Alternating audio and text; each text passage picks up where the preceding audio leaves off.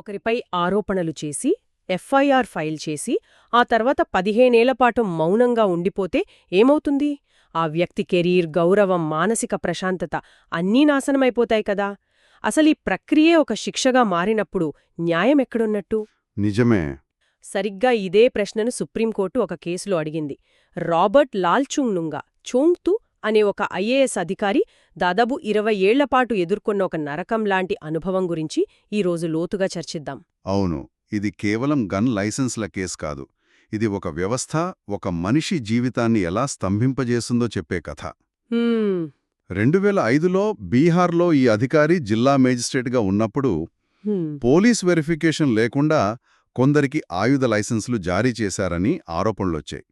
FIR నమోదైంది. కానీ ఆ తర్వాత ఏమైందో తెలుసా? ఏమైంది? ఏమీ అవ్వలేదు. ఛార్జ్షీట్ ఫైల్ చేయడానికి 2020 వరకు, అంటే సరిగ్గా 15 ఏళ్లు పట్టింది. 15 ఏళ్లా? నమ్మలేకపోతున్నాను. అప్పుడు సుప్రీంకోర్టు అసలు ఇన్నేళ్లు ఏం చేస్తున్నారు అని సూటిగా నిలదీసింది. అయితే ముందుగా ఒక విషయం స్పష్టం చేసుకుందాం. ఆ అధికారి అసలు తప్పేమీ చేయలేదా? సాంకేతికంగా ఆయన వైపు నుండి ఏమైనా లోపముందా? మంచి ప్రశ్న. సాంకేతికంగా చూస్తే లోపముంది. ఆయుధాల చట్టంలోని సెక్షన్ 13(2)(a) ప్రకారం పోలీసులు నిర్ణీత సమయంలో నివేదిక ఇవ్వకపోతే కలెక్టర్ తన విచక్షణతో లైసెన్స్ ఇవ్వొచ్చు. ఓకే. కాని ఈ కేసులో అప్లికేషన్ వచ్చిన 2 రోజుల్లోనే లైసెన్స్ ఇచ్చారు. 2 రోజుల్లోనా? అవును. అది సమంజసమైన సమయం కాదని కోర్టు అభిప్రాయపడింది. కాబట్టి ఆయన తన పరిధిని కాస్త దాటారు. అయితే అతను ఒక చిన్న తప్పు చేశాడు. కాని కేసిక్కడే కూలిపోలేదు కదా. ప్రాసిక్యూషన్ వైపు నుండి ఇంతకంటే పెద్ద, ప్రాథమికమైన తప్పు జరిగిందంటున్నారు. అదేంటి? ఖచ్చితంగా అదే కేసును మలుపు తిప్పింది. క్రిమినల్ ప్రొసీజర్ కోడ్ అంటే సిఆర్పిసి సెక్షన్ 197 ప్రకారం ఒక ప్రభుత్వ అధికారిపై కేసు పెట్టాలంటే ప్రభుత్వం నుండి ముందస్తు అనుమతి తప్పనిసరి. దాన్ని ప్రాసిక్యూషన్ శాంక్షన్ అంటారు. కరెక్ట్. అయితే ఆ అనుమతి అనేది ఒక రబ్బర్ స్టాంప్లా ఉండకూడదు. అధికారులు ఆ కేసుకు సంబంధించిన అన్ని పత్రాలను క్షుణ్ణంగా పరిశీలించి ఒక నిర్ణయానికి వచ్చామని ఆ ఉత్తర్వులో స్పష్టంగా కనిపించాలి. ఆహా, దీన్నే అప్లికేషన్ ఆఫ్ మైండ్ అంటారు. అవును. అంటే ఆలోచించి నిర్ణయం తీసుకున్నట్టు కనిపించాలన్నమాట. ఈ కేసులో అలా జరగలేదా? జరగలేదు. పత్రాలు పరిశీలించాం, అనుమతి ఇస్తున్నామన్నట్టు మొక్కుబడిగా రాశారు. ఇది యాంత్రికంగా ఉందని, సరైన ఆలోచన లేకుండా ఇచ్చారని సుప్రీంకోర్టు తేల్చేసింది. ఓ. గతంలో మన్సుఖలాల్ విఠల్దాస్ చౌహాన్ కేసులో కూడా ఇదే సూత్రాన్ని స్పష్టం చేశారు.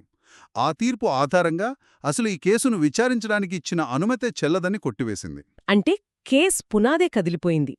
కాని సుప్రీంకోర్టు అంతటితో ఆగకుండా ఈ కేసులో ఉన్న అసలు సమస్యపై, ఆ గుండెపోట్లాంటి జాప్యంపై దృష్టి పెట్టింది. అవును. 15 ఏళ్లు ఒక ఛార్జ్షీట్ కోసం ఎదురుచూడ్డమంటే నమ్మశక్యంగా లేదు. అదొక వ్యక్తి జీవితంలో 25%. రాజ్యాంగం ఇలాంటిదాన్ని ఎలా అనుమతిస్తుంది? సరిగ్గా అదే పాయింటును సుప్రీంకోర్టు లేవనెత్తింది.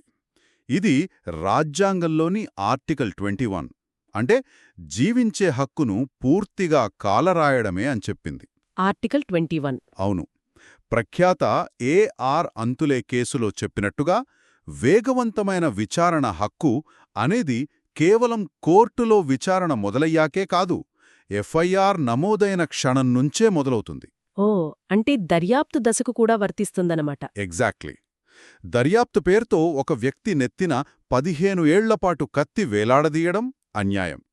ఆ ప్రక్రియే శిక్షగా మారిందని కోర్టు చాలా గట్టిగా చెప్పింది. అంతిమంగా చెల్లని అనుమతి, భరించలేని జాప్యం, ఈ రెండింటి ఆధారంగా అధికారిపై కేసును కొట్టివేశారు. ఈ తీర్పు ద్వారా మనలాంటి సామాన్య పౌరులకు, న్యాయవాదులకు అందే సందేశం ఏమిటి? న్యాయవాదులకు ఇది చాలా పదునైన ఆయుధం. దర్యాప్తులో ఏళ్ల తరబడి జాప్యం జరుగుతున్న కేసులను కొట్టివేయాలని వాదించడానికి ఈ తీర్పును ఒక బలమైన ఆధారంగా ఉపయోగించుకోవచ్చు. మంచి పాయింట్. మాబుధారీతనాన్ని ప్రశ్నించే ఒక ముఖ్యమైన తీర్పు. అయితే ఇక్కడొక ఆలోచించాల్సిన ప్రశ్న తలెత్తుతుంది. చెప్పండి. భవిష్యత్తులో ఇలాంటివి జరగకుండా ఉండాలంటే పోలీసు దర్యాప్తు పూర్తి చేయడానికి 2 లేదా 3 సంవత్సరాలు వంటి ఖచ్చితమైన కాలపరిమితిని చట్టంలో పెట్టాలా? అది సంక్లిష్టమైన విషయం. లేక కేసు తీవ్రతను బట్టి సమయం మారుతూ ఉండటం సరైందనా? దీనిపై కూడా ఎప్పుడైనా చర్చ జరగాలి.